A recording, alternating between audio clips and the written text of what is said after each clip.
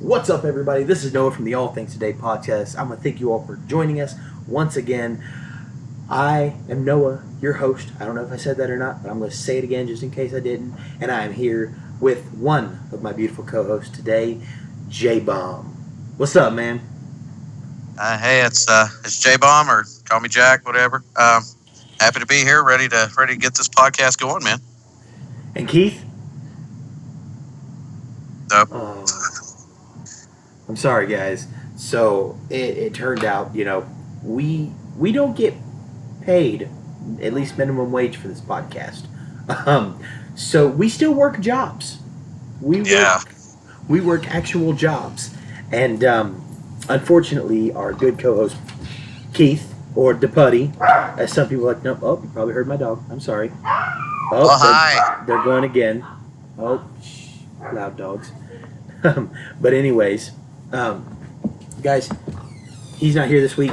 He's at work, and it was going to be almost midnight before we could record this. And with my new work schedule, I'm going to start uploading on Thursday nights instead of Friday mornings, just because it's a lot easier for me. Unless somebody would want to do that for me. Hint, Yeah, hint. But seriously, guys, Putty's not here with us this week, so it's just me and J-Bomb, and I hope you guys enjoy it. I know some of you enjoy his recap if you're a part of Mountain Artist Democracy. Um, Other than that, get ready for this wild show, guys. This is our week 5. Again, I'm sorry about last week. We ran into a lot of issues. We did a entire podcast with no topics. We just kind of talked the entire time.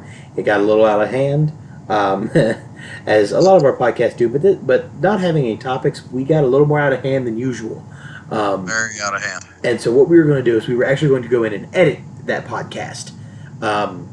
However, we ran into some road bumps and we weren't able to get the podcast edited. And Anchor, our wonderful like home base for all of our podcasting, um, it wouldn't have really worked, especially with the content that we want to bring to you guys, more family friendly content, and it wasn't going to work for what they wanted us to do. It is unlisted on YouTube, so if it's something you would be interested in listening to, give me a shout and I will send the link to you if you do want to listen to the unedited version. But I couldn't make it public on YouTube. I just want to without editing it, and on Anchor it just won't be on there. So this is our makeup week 5. And to get it all started off, J-Bomb, do you want to? I usually do it every week, but I'm going to pass it off to you. Do you want to mention our sponsor and who they are and thank them? Yeah, our sponsor is Mountain Artist Democracy. They sponsor a lot of local artists, local musicians, and they actually help me out as well. So yeah, they're a great sponsor, and really I don't know what else to say about them aside from they're awesome. Yeah, absolutely, guys. And for those of you who don't know, we talk about them every week, but they are one of our sponsors, and we definitely want to give them note every week. Mountain Arts Democracy is a group of like-minded individuals. We're an entertainment club, so we're made up of musicians, artists, podcasters, filmmakers, the whole 9 yards, guys. We are chock full of them. We got a lot of members going strong right now. We do a lot of fun stuff. Actually, this weekend we have a show going up in Charleston, West Virginia, at the bakery of some of our endorsed artists. And then this Saturday, up in Pipestem, West Virginia, will be Metal in the Mountains, headlined by Mushroom Head. So, if it's something you're interested in doing, you can get with J-Bomb whenever you would want to, and he can give you some information on that, or talk to any Mountain Artist Democracy members that we have either mentioned on the show or just any that you know. Let them know if you want to go up there. Mushroom Head's going to be headlining. We have some other stuff. Going on. Yeah, also the Mountain Arts Democracy will have a booth there, which you can find me at if you'd like to meet me in person. Come on to Pipestem for Metal in the Mountains. Come by and say hi to J-Bomb. Absolutely, guys. It's really cheap to get in, believe it or not. And one of our endorsed artists, Sever the Wicked, is going to be there, and that is frontmanned by our very own Mountain Arts Democracy, Travis, and also AKA Baraka. Great dude. If you get a chance, go out and listen to them. But guys, this week like I mentioned, Putty isn't on this week. Keith is not here due to work. So Jbomb and I were actually throwing around in our heads what topics we were going to talk about this week. But I think we really settled on one that between the two of us we could just kind of go back and forth with. And we've talked about it before. We've talked about it before, but we talked about in the cinematic universe compared to comic book universe of Marvel only. But this week we just want to narrow it down to superheroes in general. I personally have been dealing with a lot of emotions this week. A lot of, I'm just going to come out and say it's depression. It has hit me like a ton of bricks this past week, and mostly with the podcast not being able to get episode 5 out, and a lot of other things going on. It's caused me to step back from a few things, but I didn't want this podcast to be one of those things to step back from. I wanted this to bring this content out to you guys because again, without you guys, this podcast wouldn't be a thing. But we would talk about superheroes this week because that's an escape for a lot of people. And that's something that people can think about and be like, you know what, that's pretty cool. Comic books are a big thing for a lot of people. Superheroes, drawing, story writing, the whole 9 yards.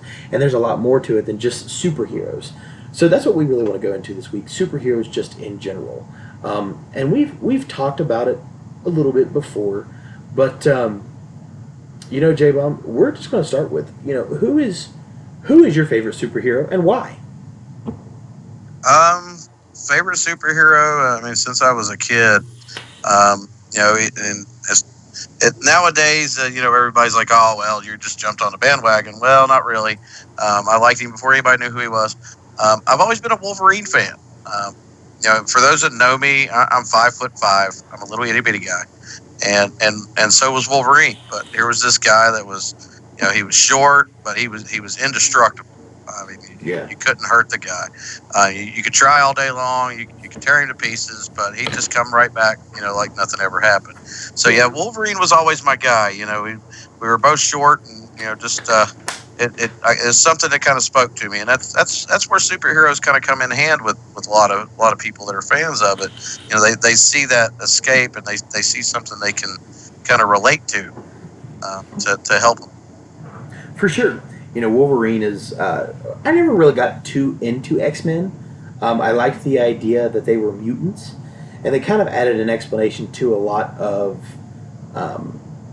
they added a lot of explanation to superheroes that in the Marvel Universe. Unlike them being aliens or just being superheroes. They weren't just superheroes. They were... And there was... Yeah, now with the X-Men, there was a lot of underlying tones when they were created. They were created during the height of segregation, right? And that's where Stan Lee and Marvel got the idea for the X-Men was to this group of people that were looked down on, that were segregated, outcasts, and they came together. And correct me if I'm wrong here, but this was also the same era of the Cold War. Later in, the after World War II, there was still a lot of, tension between Russia and the United States. And in the 50s, when a lot of these were kind of coming out of the woodworks, it was another way for people to escape of all the tension and everything going on. You don't have, of course, you didn't have a lot of the amenities that we have today, such as internet and computers and cell phones and video games and stuff like that. You had... I don't even know when TV was really invented. That's really sad of me. But there were a lot of things you didn't have during that Cold War era. And it's something that, I think they had TV now that I think about it. But anyways, the superheroes were kind of coming out then to kind of give people distraction from the world around them. And it's still going on today, as you see with the DC Cinematic Universe and the Marvel Cinematic Universe and comic books still coming out every week. It's really cool stuff. But as far as Wolverine goes, okay, I'm about 10 years younger than you, Jbomb. So, understandably, with Wolverine to me, I see him in a different light. I see Wolverine as one of the most overrated superheroes ever. You're one of those. I am.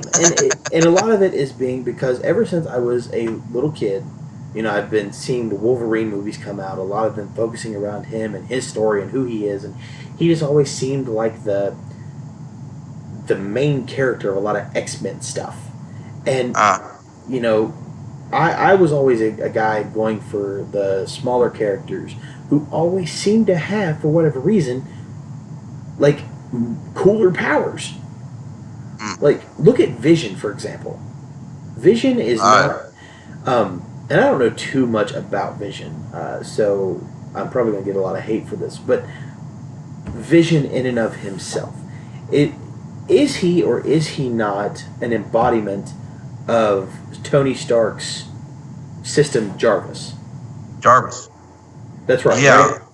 Yeah, no, I didn't follow too much of Vision in the books. Yeah. I'm sorry, I'd have to stick with the cinematic version. So yeah. Now, as far as cinematics, he was, Jarvis was destroyed by Ultron and was uploaded, and that's how Vision came to be. So yeah, that's as far as I really know about Vision. Yeah, but you look at Vision. That was one of those I didn't really get into. Yeah, you look at him as a minor character, but what he does is just, I don't know, man. Vision is really cool to me, and that's probably because of his powers, more or less. Let me pull up some stuff here. Vision, Marvel Comics. As it says here, let's see if I can find powers and abilities. He's every inch a human being, except that all of his bodily organs are constructed of synthetic materials. The solar jewel on the Vision. They don't call him Vision. His name is the Vision. On the Vision's forehead absorbs ambient solar energy to provide the power needed for him to function, and he is also capable of discharging this energy as optic beams. With this, he can fire beams of infrared and microwave radiation. In extreme cases, he can discharge the same power through the solar jewel itself, which amplifies its destructive effects considerably, albeit at the cost of losing most of his resources. Okay, so that in and of itself, knowing that not only can he fly in kind of a ghostly figure, and he can change his density, and he's got superhuman strength and invulnerability in a sense. And looking at that, even though he's a minor character, he seems to be one of the strongest characters in the universe to me. You can't compare him to somebody like I was talking earlier, like Franklin Richards, the son of Sue and Reed Richards of the Fantastic Four, who in and of himself is like, basically in their sense, in that universe, a god in a sense. Like, he's got all these abilities, psionic abilities that he can control with his mind, and flight, and superhuman. He can just change the world around him, and it's crazy how you look at all that. But Vision, let's go back to him for a second. He is the human embodiment of Jarvis, and that's just really cool to me. You look at who he is, what he's done in the other Iron Man movies. You think back about him. You think about him in the Iron Man comic books, and see what he's done and see how he's been. And it's super cool. And then you look at his ability. He's like, wow, that's a really cool superhero. But then you've got somebody like Wolverine. Yes, he can regenerate himself, but other than regenerating himself, his skeleton and his claws are made of adamantium. Yeah, that's what I was going to say, but I didn't want to sound stupid. But it's made of adamantium. Like, I think the appeal for me with Wolverine, he did have an indestructible skeleton. He did regenerate. With Wolverine, and for any fans of Wolverine before the movies did what they did, Wolverine was a very emotional character. Yeah. And I feel a lot of people could relate to that. He was someone that, at times didn't know who he was. Right. But the more he learned, the more he realized how big of a softie he really was.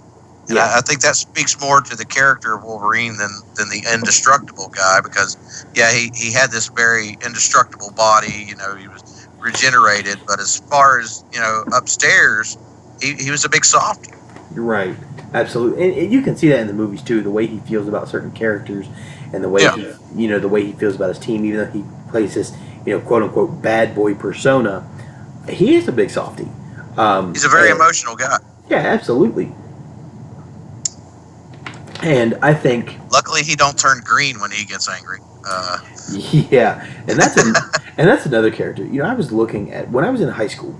We did a superhero tournament during March Madness because we were all. This was in a government humanities class, so we were in AP government. All right, we're all the nerds, the super smart people, and whatnot. And a lot of us didn't follow sports. So what we decided to do was make a superhero tournament style bracket, and Nice. the Hulk actually made it pretty far because I actually went through and took it on myself. Excuse me, took it on myself to find what his actual superpowers are, and it's not just him angry. You know, Yeah. it's not just. And you got to remember, he is the Incredible Hulk. Yeah. He's not just the Hulk. He is the Incredible Hulk for a reason. But let's just, I'm going to go over a few of his abilities here and why. You may not have known some. I didn't know some, but And he can some of the leap stuff for I figured. miles. Yeah, unlimited Yeah. strength. So first of all, there are no bounds to the Hulk's strength. Except if he's picking up Thor's hammer. The Hulk well, that's magic, so that's besides the point. That doesn't have to do with strength. That has to do with worthiness, in a sense. By the way, guys, for those of you who haven't seen Infinity War, I'm sorry, but I'm going to spoil something real quick. Uh-oh. When Groot grabs Stormbreaker, okay, Stormbreaker was not enchanted by Odin. That's why Groot could pick it up.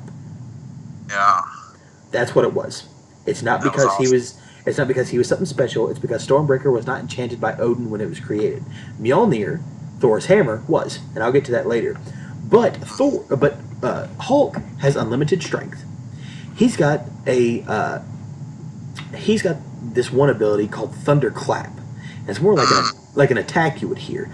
And Thunderclap is a concussive force. So when he takes his ability of superhuman strength and claps his hands together, it causes like a explosion almost, like a blast, like a huge Like a blast. sonic wave. Yeah. So Yeah. on top of that, he also has the the leaping and jumping abilities, like you were saying.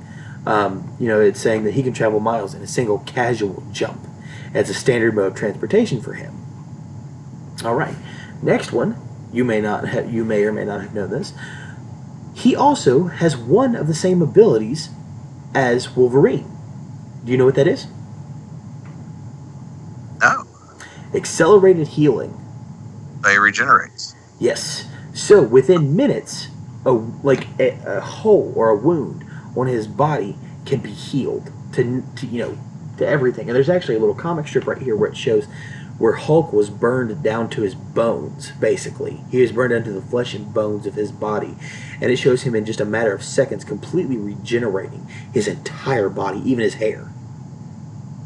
That's some Wolverine stuff right there. Yeah. And Okay. Deadpool. Yeah, and it says that the Hulk is also immune to all known Earth-based diseases. Nice guy to have around. Yeah. Can't So- catch a cold. Let's just keep going here, okay? He's got dynamic durability. Of course, we all know that because of the increase in his anger, he's a little bit tougher. He heals quicker. His skin becomes tougher, so on and so forth. So we knew that. Hulk can breathe underwater. I did not know that one either. Yeah, it says here the Hulk has been seen on the ocean floor a number of times and is able to breathe due to his body developing a gland which creates an oxygenated perfluorocarbon emulsion which fills his lungs and equalizes the pressure. He is therefore able to breathe fluid and avoid decompression and nitrogen narcosis. Well, isn't he just perfect? Yeah. The next thing here is the resistance to mind control. Now that one I knew. Yeah, it says here that it's probably due to the fact that there are multiple personalities residing in the Hulk's mind, and a person cannot control all of them. Of course, some of us may know that the Incredible Hulk actually stems from like a gene or another personality of the original Gray Hulk, and he's kind of like the Grey Hulk is like the grandfather of all of them. He's the grandpappy, the whole 9 yards. Always liked Red Hulk. Yeah, right. Yeah. But and he's kind of got that all up in his head is the evolution of the Grey Hulk into the Incredible Hulk that we know now, Bruce Banner, so on and so forth. And then the last one here is unusual mental abilities. It says here that Bruce Banner was always afraid of his father, and when he accidentally killed him, he blocked the incident in his mind. He still had a fear that his father would come back to get him, so when Bruce turned to the Hulk, he gave himself the ability to see ghosts so that he could see his father coming for him. This ability was also allowed him to see Doctor Strange's astral form, while others cannot. Another mental ability related to this is the fact that no matter where the Hulk is in the world, he can always instinctively find his way back to the site of the original gamma bomb explosion in the desert. This was discovered to be caused by the spirit of the Maestro's remains, calling the Hulk back so that he could absorb gamma radiation and reform. So there's a lot, and I go back to that. Bracket that we made, and people then were like, "Oh, Hulk, he's super strong, he's super angry, and he's tough." That's all there is to it. Hulk smash, whatnot. But you look at that, and Hulk's got a lot of things going for him, like his regenerative abilities, his incredible strength, his mental capabilities because of what he does as Bruce, and then what he does as the Hulk. It's crazy. Now, I mean, growing up reading comic books, I love things like that. Like the Hulk, and these characters that were just larger than life. But I also felt myself drawn to the ones that were more human. One of my favorites also, he's definitely in my top 5 would be Frank Castle, the Punisher. Yeah. He was not a superhero. He was an anti-hero. He didn't have any superpowers. He was just awesome. He was special military. He had his stuff together, and his family was killed, and that's how it all happened. Yeah. He took it on himself to be a hero. He didn't have these powers forced on him. He made the choice. Yep. I like them kind of heroes as well. So it's really cool here. I don't know how it happened, and I don't know how so, but Frank Castle actually does have superpowers. Huh? Yes, sir. What kind of superpowers? So, looking through here and everything that I do know about the Punisher in and of himself, a lot of his powers stem from his anger and just what he's become over time. So Frank Castle actually has superhuman strength. One of the things that people that would definitely be linked to his anger. Yeah. It says that in the Dark Reign, the list, Punisher #1, Norman Osborn orders Dakin to kill Punisher, and he does, literally slicing him to shreds. It looks like it is finally the end of the road for Castle. But then, thanks to Morbius, aka Marvel Dracula, picking up the remaining pieces and stitching them together with cybernetics, the Punisher is reborn as a monster. I love Morbius. Yes, Frank is turned into a Frankenstein, thus giving him superhuman strength. On top of that, he also has superhuman durability. So, and a lot of it has to do because of the pain and suffering that he's gone through. And you can see a few times that he gets shot in the head. And one of the things, it says Ghost Rider has some of the coolest powers, both known and unknown. By far, his most powerful is the penance stare. By making eye contact with the rider, he can force someone to experience all the pain they've ever caused anyone, while simultaneously reliving every painful memory they've ever had. I love Ghost Rider. Dude, Ghost Rider is one of my favorites. Yeah. And it said, you would think if anyone was to feel the repercussions of the penance stare, it would be the Punisher. After all, he has brutally killed millions of people in any number of excruciating ways. Remember the time he shot Wolverine in the face and groin? It says, yet amazingly, the Punisher was unaffected when he locked eyes with the Ghost Rider. Why? It's because he feels no guilt for the suffering he caused his victims. Yeah, because it's punishment for him. Right. Yeah. And it says it's not here... vengeance, Now, of Punisher. course, these are all from different universes as well. Like for Yeah. example, when he gets pieced together as like a cyborg in a sense, that's in one universe. Yeah. Then there's the superhuman durability. Of course, it has to do with that. The penance stare has to do with one of the later 2000s model comic books. But earlier on, in the early 2000s, late 90s, stuff like that, he actually gets injected with the super soldier serum that Captain America has. Oh, I would like to read that one. Yeah. Now, I'm And guessing the Frankenstein castle was probably a Spider-Man issue, considering it was, Norman Osborn and Morbius and all right. them. I'm guessing that was probably more of a Yeah, Punisher crossing over to Spider-Man. and it actually says at one point that the symbiote that creates Venom Uh, actually takes hold of Punisher at one point and becomes a Punisher Venom esque hero or whatever you want, anti-hero. Now you can call this a cheap plug, but I have to say, have you watched the Netflix series The Punisher? With the guy from Walking Dead. Yeah. No. Yeah. No, I have not, and I want to, but I haven't. It is fantastic. They had that first Punisher. Well, actually, the original Punisher movie was, and this may be me being an old fogey, but the original Punisher was actually Dolph Lundgren. Did you know that? Yeah, that was back in the 80s. And that's cool. Yeah. And then, Tom Jane did it. That was Tom Jane, John Travolta. Then, what is his name? Ray Stevenson. Ray Stevenson did it for Warzone. This guy, I can't remember. He's got a really kind of funny last name, but, he was in Walking Dead as Shane, and then he became Frank Castle as Punisher for Netflix. By far, he has become my favorite Frank Castle. Yeah. He took on the role. His name is John Bernthal. John Bernthal, yes. Love that guy. He's done very good here lately. He's been in a couple movies and stuff like that. But him as the Punisher, I think if they ever did another Punisher movie, or they had Punisher show up in a Marvel Universe movie, it needs to be John Bernthal. I don't see anybody else's Punisher anymore. One of the things we mentioned was him being able to resist Ghost Rider's penance stare. I love Ghost Rider, and even more, I love Nicolas Cage as Ghost Rider.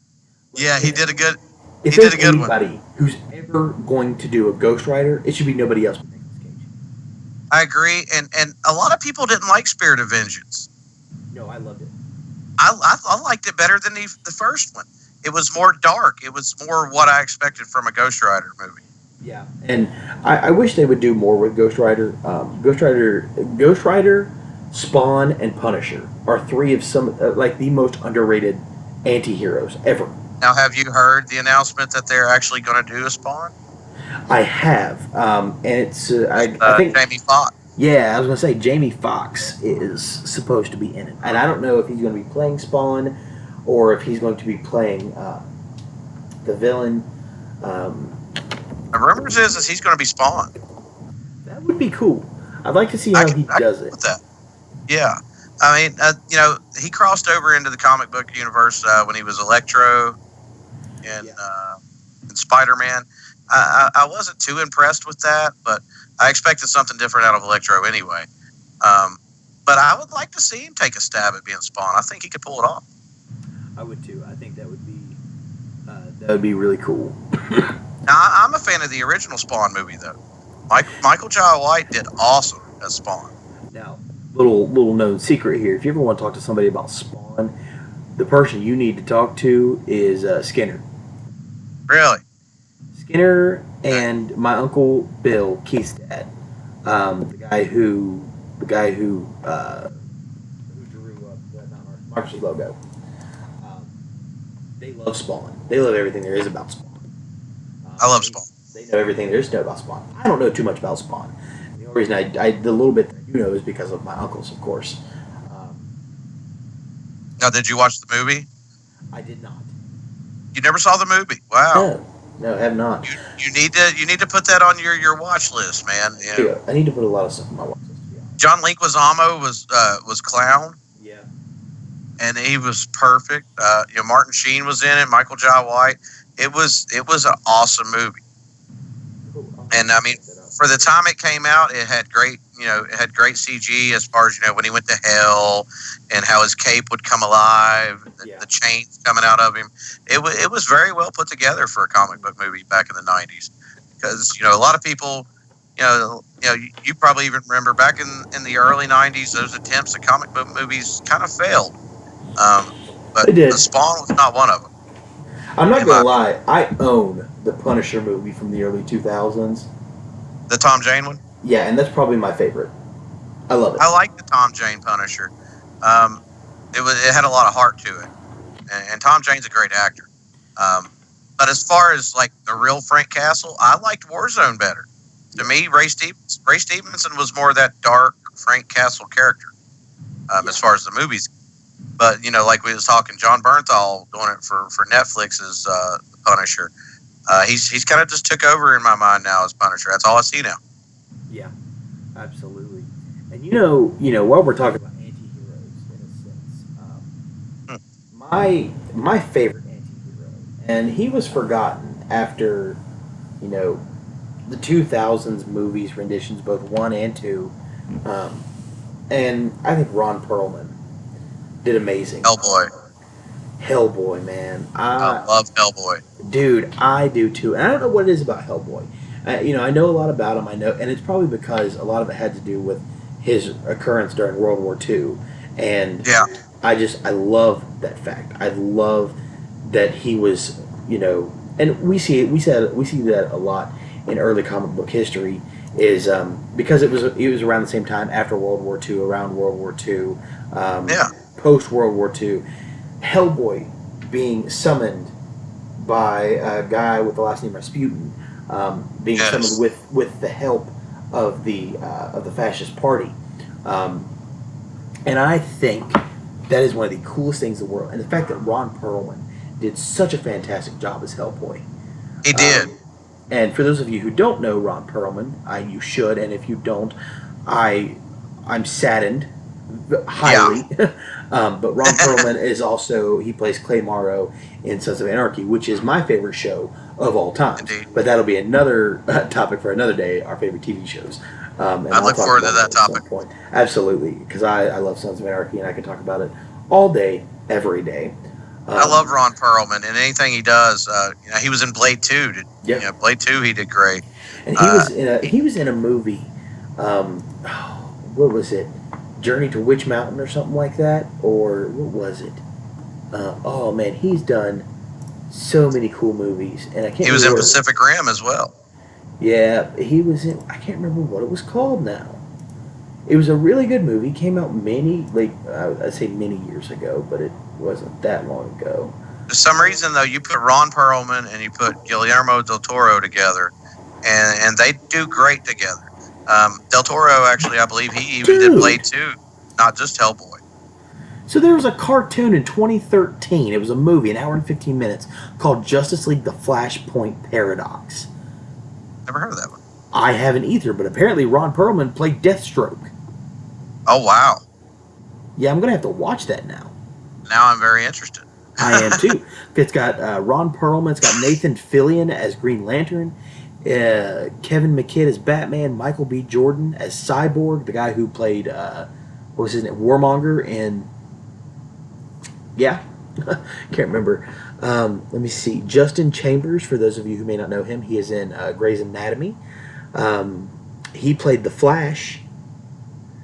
Danny Houston played General Lane. Kevin Conroy played another Batman character. That is cool, man. That sounds awesome. Yeah. So, I kind of lean towards Marvel a lot, but I do like my DC every now and then. and especially when it comes to Batman. Yeah, my love for Marvel comes from the basis of the superpowers. I love the superpowers that, and even the ones that are super overrated, even the ones that are super overpowered. I love the superpowers of the Marvel universe. However, the DC universe, I love the stories behind it. I love Batman. I love the story behind the Joker. Like, every time I watch a DC movie or play a DC game, like any of the Batman games, or What was the game that came out? That big like fighting style game that came out? Injustice. Yeah, Injustice. Yeah, Injustice: Gods Among made by the Us. same people that made Mortal Kombat. Yeah, absolutely Yeah, fantastic game. And looking at the point behind that, and knowing that that game Injustice streamed from a comic series where Superman kills the Joker. yeah. That is so cool. And all that stuff in the Batman Arkham Asylum, Arkham City games. It's super cool. But I love DC for their stories. That's one reason I love them more than anything. Marvel. Now you bringing up the awesome Deathstroke though? Have you? And hopefully, I'm not going to be able to. I'm not going to have to say spoiler alert because, Justice League's been out on DVD for a while. It has. I haven't seen it. Oh wow. Okay.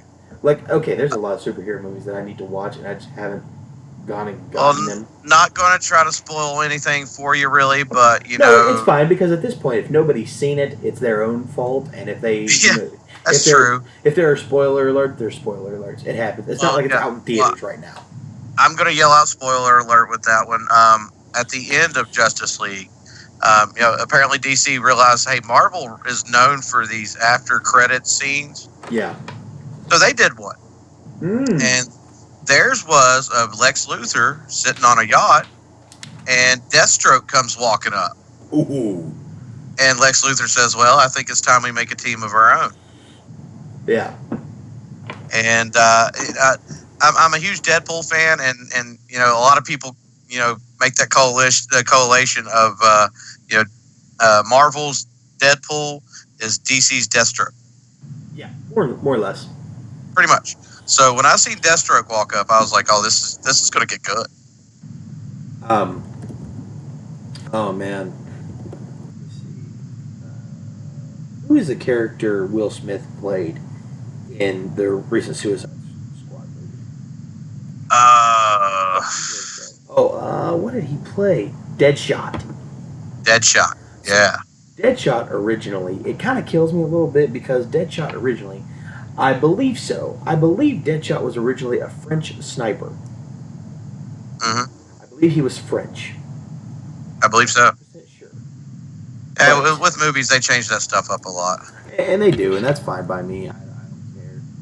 Yeah.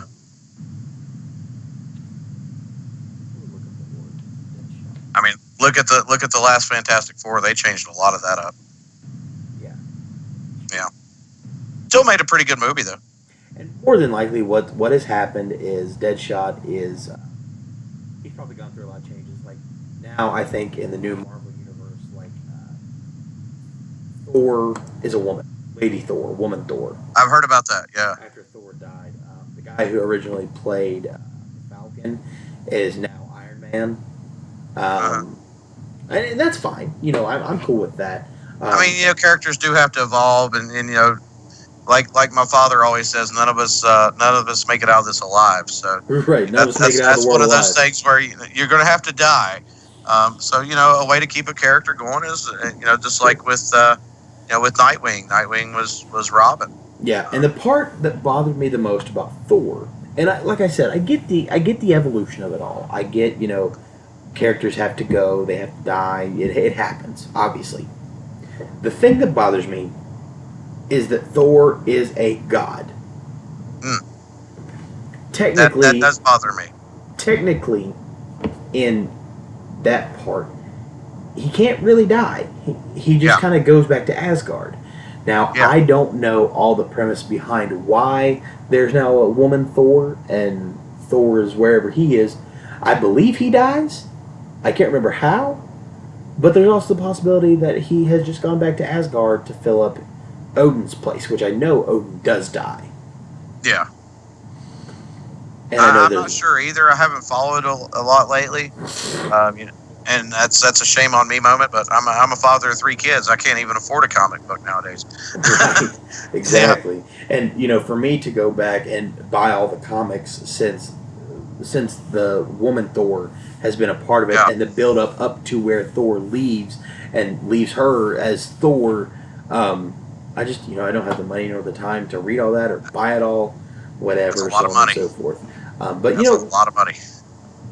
I just now realized that I didn't go over my favorite superhero. Yeah. Yeah, where's yours? Even though I believe I know who it is, but go ahead. I want to hear your guess. Who is it? Well, I mean, considering our first podcast, I remember who you said your favorite cinematic one was. I'm not sure if that matches with comic books, but he was big on Doctor Strange. I am. I am very big on Doctor Strange, and he is absolutely my favorite for the cinematic universe. Uh, In the comic book world, he's in second place.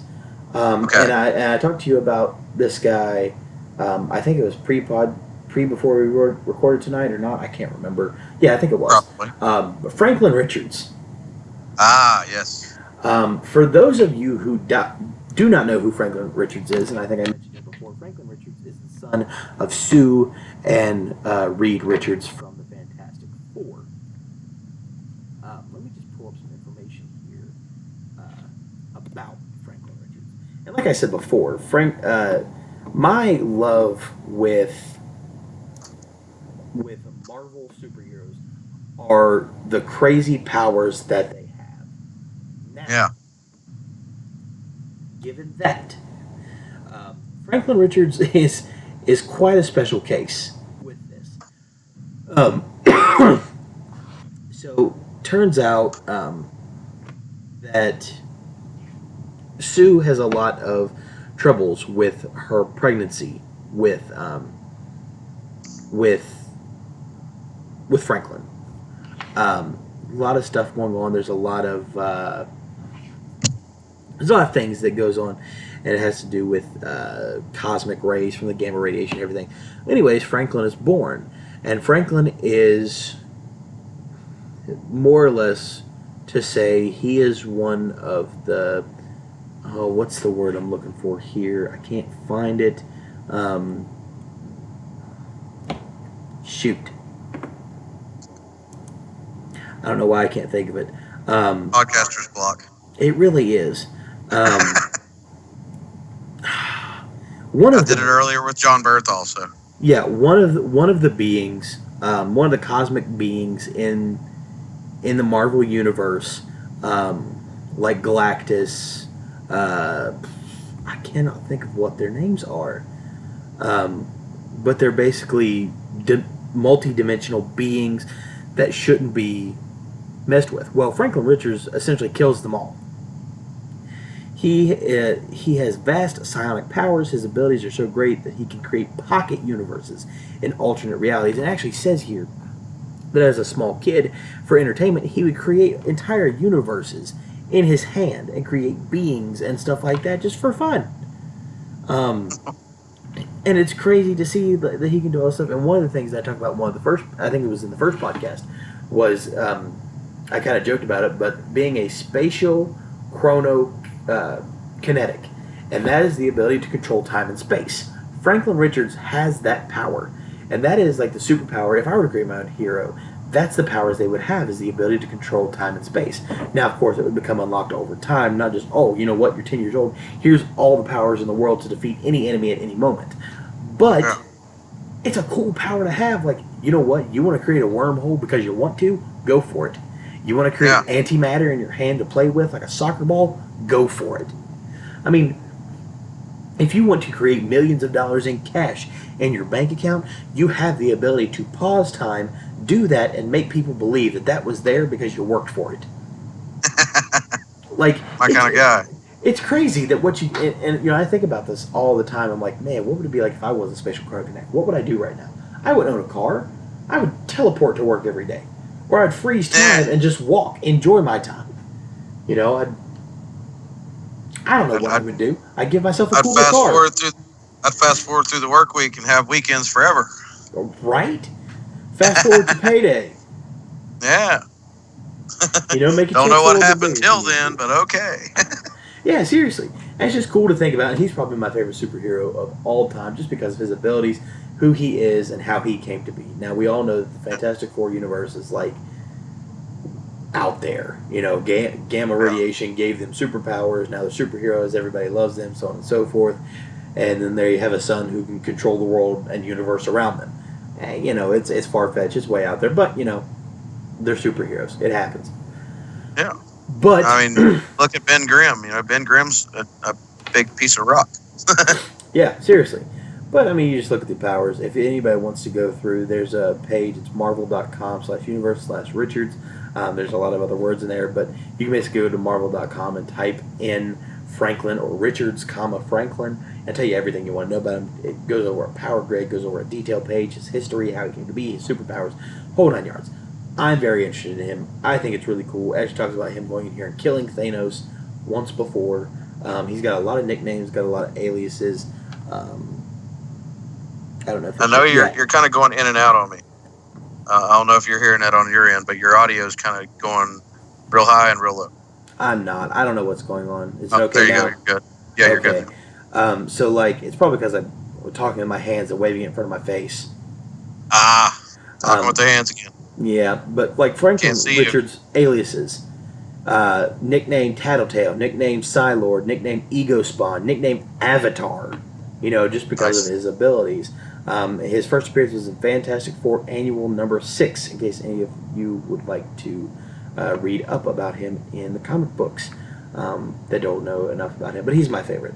So we're going to move into the part of the superheroes. Like I said, we're going to talk about superheroes this week. Jbomb, we talked about this beforehand. If you had to create your personal superhero that you would like to be, or play in a movie, or pitch to Marvel or DC and be like, this is my character, you're going to make him, he's going to have his own movie, he's going to have his own spot in the Avengers or the Justice League, or he's going to be an anti-hero, who would he be? What would his powers be? Or her, sorry. What would their powers be? What would their names be? Which universe would they be a part of? And would they be a hero, anti-hero, or a villain? As we kind of tapped into it a little bit, but not much before the podcast. Growing up, as you may know, I do a bit of art. I like to draw. So as a kid, I came up with my own superhero, and I kind of built him off of me. This is kind of a thing that not a lot of people know about me, not even you do. So here's a huge one for you. When I was 6 years old, I was struck by lightning. Oh man. Yeah. So I kind of built off that, and I created a character. He was more of an anti-hero, and I called him Nightmare. He was kind of like your martial arts expert, but he had had more of a, because of the lightning strike, he had telekinetic powers. He could move things with his mind. He could read minds. Now this isn't like the Doctor Strange Nightmare villain. No. Yeah, he was nothing like him, and honestly, when I created him, I had no idea about that character at all. But yeah, he was probably wasn't even around inside, to be honest. No, I wasn't. Honestly, my nightmare, he was, his wife was murdered, and he kind of fueled off of that, kind of like the Punisher. Mm-hmm. But him being able to read minds, he could figure out who the bad guys were without him saying a word. So he kind of just, he kind of did his Spider-Man kind of thing. He just kind of ran the streets at night and was able to read minds and figure out who he needed to wipe out. And that was kind of his thing. So yeah. What universe would he be a part of? I would definitely have to throw him into a Marvel universe. But that's me being a Marvel guy, but I could see him, teaming up with somebody like the Punisher. They would kind of hit it off. And why? He lost the love of his life. He lost his wife. And he used that to go after people that needed to be taken out. The same kind of aspect as the Punisher. He was all about, he wasn't like like your superhero that doesn't kill people. These people have to go to jail. Justice has to be served. He was more of, okay, you've done bad and you must die. Okay, cool. So, who do you think his main nemesis would be in the Marvel universe? Main nemesis in the Marvel universe. And it doesn't have to be a villain. It can be it can be a hero even. Like if there's a certain superhero that he just butts heads with all the time. Mm-hmm. Honestly, I would kind of lean the same way with the Punisher. It'd probably be Daredevil. It'd probably be Daredevil, just because Daredevil is all about serving justice. Where he's a lawyer. He don't want to kill nobody. He wants them to face trial and go to court. And I could picture him being the guy that would stand in the way of my character, doing his thing.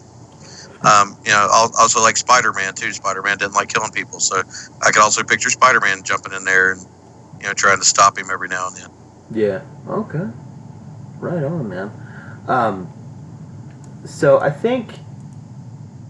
Let me see. I'm trying to think if I have any more questions for it. So. Also, I need to point out though, the reason why I called him Nightmare is because ever since the lightning strike, he doesn't sleep, because when he does, he has constant nightmares. Okay, so let's talk about Nightmare's human life. Now, is he strictly a superhero or anti-hero in a sense, or is he more? And I'm sorry, what were his superpowers again? Telekinetic, mind reading, moving matter with his mind, and then just basic martial arts training. Okay, so what does obviously he's, because of the lightning strike, there may be a little deformation. Do you think you would put that in with your character? Would be like a small deformation because of the lightning strike, like a scar, or like with like Kratos from God of War, where he gets the tattoos on his body because of it. Would he have anything like that?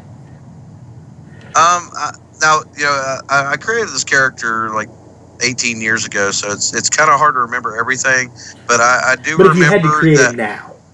Well, the one thing I do remember most about him was when I was a child and I was hit by lightning, my mother and my sisters say that my eyes turned black. Huh. The whites of my eyes, everything in my eyes was black, like I was gone. Huh. So that was a trait I kind of pushed into him, and it kind of gave him more of a almost like a blindness. But he could see better at night. He was more of a nocturnal kind of creature. Okay. And as far as him having this alter ego, he didn't have that anymore. The moment his wife was killed, he kind of just became 24/7 Nightmare. Okay, so he doesn't really have like a human outside of anti-hero. No. Okay. No, the humanity in him left. The death of his wife, the love of his life thing, kind of just sent him into a downward spiral of almost insanity. All he thought about was killing, pretty much. Okay. Well, that's cool. There goes my dogs again. So, my character, for those of you who, have listened and know, of course they would have the superpowers of the spatial chronokinetic, the ability to control time and space in limited spans. Like, kind of, I don't know the best superhero to really relate him to, but over time, actually, the best one to relate him to is from an old Disney movie called Sky High. Did you ever watch that movie? I remember that. Yeah, I remember that. Where the character is first believed to just be a human. He doesn't have any powers, but he slowly gains the powers as the threats of villains get worse. So my character, I never gave him like a proper human name, but a superhero name was always Matter. And being a spatial chronokinetic, he was always had the ability to control time and space. The space around him he could use to create antimatter or black matter, or white matter. Black matter would be more to suck in, be an endless void, and the white matter would perform like projections such as energy blasts. And then also had the ability to kind of control time. And that's where, kind of like, I can't remember his name, but from the movie The 100 or Heroes, he was the... I did not check out The 100. I don't think it was The 100. I think that was a sequel later, but it was from Heroes. The Asian guy. I can't remember his name for the life of me. But he kind of figures that out with time. And that's kind of what matter rolls into first, is knowing time. But a little backstory about him, because I'm a big fan of backstory on characters that I create and everything. Um, he was actually an illegitimate child of Emma Frost from the Marvel Universe. Nice. Don't know how he came to be, don't know who his father is. In my mind, you just kind of notice him, and it was during the time of Emma's time during the Hellfire Club, Okay. when she was the White Queen of the Hellfire Club, to be precise. Yeah. Actually, that he just kind of becomes an illegitimate child, um, and she raises him for quite some time until she drops him off with the X-Men. Um, Early on, probably 10, 11 years old, he he is adopted by he's adopted by the X-Men, more or less. They start training him on some of his powers. He decides that he doesn't want to be a part of it anymore and leaves, and kind of takes on a nomad lifestyle. The next time you really see him, he's about 17, 18 years old. He's homeless, and the only thing he owns is a backpack and a motorcycle. Nice. And he just travels, and he travels the U.S. on his bike, and just as stuff comes up, you know, he's always in the background. He sees the events of the Civil War. He sees the events of Ultron, and he's always kind of there. But every time these events come up, some of his powers unlock. Like the first time is, you know, a little bit of time control, where time just, you know, he gets upset as a kid and freezes time and doesn't know what's going on. And then Professor X, with his abilities, is able to tap into Matter's mind and, you know, ease him out of it to where he brings time back, and then so on and so forth. And he just kind of... You ever seen the movie The Book of Eli? Yes. Where he's just kind of a nomad all the time. Yeah. And that's... So is he more of like a passive kind of character? You know? He is. He's not an anti-hero, but he's a passive hero. He's not going to be the first one you call to go save the world, but he'll be there. You know, he's always in the background. He's a minor hero. And it's not until the end of the series, in my mind, when you notice him. You notice who he is, what he does, everything then and there. And that's just him. He's a spatial chronokinetic, and he learns over time. And at the end, in my mind, anyways, he ends up opening his own school for mutants, like Professor X's academy for gifted youngsters. He kind of opens his own academy to take in these nomad-esque mutants and heroes, and actually adopts some of the ideology of his mom, Emma Frost, who, in my version of it, has passed away, and he had a statue erected for her on the campus and called it Frost Academy.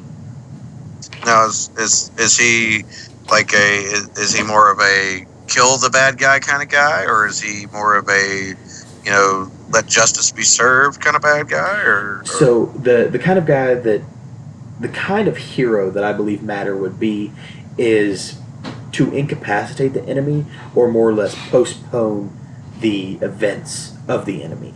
Like, for example, in the events of the Infinity War, I believe that Matter would go in, and what he would do instead is go back in time, take the time stone, keep it for himself away from Thanos, and then go back to the events of the Infinity War, where Thanos does not have the time stone, and then uses his own abilities to send Thanos far into the future, far beyond man's reach, to where he can't reach back into the current time period.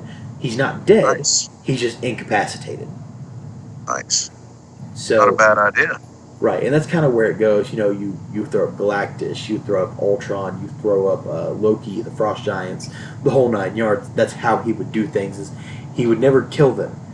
If he did, it would always be unintentional. I don't know actually how Emma Frost. I know a lot about her, but I don't know enough to know if she dies or not. However that may be, but in my mind, he actually ends up. Matter ends up killing Emma Frost, his mother. But that's just, that's something I've written before. I enjoy backstories. I enjoy character development, character creation. So I've gone really far into a lot of my characters that I enjoy. But Matter is by far my favorite. So your character had more of a happy ending. Mine did. Yeah, well, with my character, it's I haven't developed a lot for him as far as later in life, but I do know that I want him to erect Frost Academy in Yeah. in remembrance of his mother, and he kind of stops with the nomad life. His entire life throughout is very very depressing in a sense. Like everything that happens to him is a very horrible thing. Like when he's young, he's he's bullied at the academy. There's a lot of stuff going on at Professor X's academy, and that's where some of his powers develop. And then he decides to leave at like 12 years old and live his own life in the streets. He lives in the streets for a while, begging, and he doesn't know what to do. He turns to stealing food, and when he gets chased by cops, another one of his powers develops, such as the white matter, where he shoots out an energy blast from his hand, not knowing what's going on, drops the food and runs away, not knowing what's happening, and then just develops over time, just from a series of traumatic events that happens while he is homeless by his own sense. So it's kind of something like that, and I really enjoyed making that character in my mind. And I'm going to develop it any further. And if any of our listeners want to develop any further on my character, I'd be more than happy to see what people come up with. I know I have a few comic writers out there, such as a good friend of mine, Matt Simmons. He writes a lot of comics, and if anybody wants to develop my character any further, or Jbomb, I don't know how you feel about it, but I'd be all for it. Yeah, to see how people portray our characters and how they want to write them, or if we have any artists who want to draw our characters and how they believe they should look in their early forms, their later forms, that would be cool too. Outfits, the whole 9 yards. I'm really into character development, and I enjoy the whole thing. So if anybody's interested in that stuff, that'd be really cool. Yeah, I agree. Yeah. Like you're talking about your character went on with the Frost University and all this. Yeah. I always pictured my character as like I told you, he was kind of a dark character, more of an anti-hero. Yeah. He kind of just gave up his life to do what he does. I always pictured him as he fought till death. Yeah. I always pictured him as the guy that took out the head bad guy, and as soon as he did, from wounds or whatever, died right after. The hero's death kind of thing. Makes sense. This is the way I always pictured him. Yeah, because there wasn't anything else for him in his life. Right. I asked you who you think the main villain or main nemesis would be of your character, and I believe, thinking about it, I think the biggest. It's going to sound so cliche, but I feel like one of the biggest nemesis that Matter has to deal with is himself. Because his, you were saying Nightmare has these constant nightmares about everything going on, and the lightning strike that brought him where he is, and with his powers. With Matter, his dreams are all time travel. So all of his dreams are going back to very hard remembrances in his life, where like he goes to sleep, and then his dream, he's actually traveled back in time to when he was bullied at Professor X's academy. He always haunted by himself. Right. He dreams another night about living on the streets. He dreams another night about fighting against someone, and then he dreams about accidentally killing his mother. So that's stuff I've thought about, and it's just one of the things. I think that's one of his biggest enemies. And as far as like actual beings who would be his enemies, I think the X-Men would be his biggest rivals. Not so much that he's a villain, but so much that the X-Men just bring about parts of him he doesn't want to expose. He doesn't want to. The thing about Matter is he doesn't want to be a superhero. Yeah. He just wants to be normal, and throughout the entire time he never embraces who he is until he opens up Frost Academy and realizes, and he really truly realizes who his mom was. Because she, being Emma Frost and going through a stint of being a villain and then being a hero and then being an anti-hero and then being a hero again, he comes to find out who she really was and comes to know about everything. And she always tried to hide that from him. She always tried to hide the fact that she was a superhero or an anti-hero or a villain or whatever she was going through at the time. And so she always tried to hide that from him.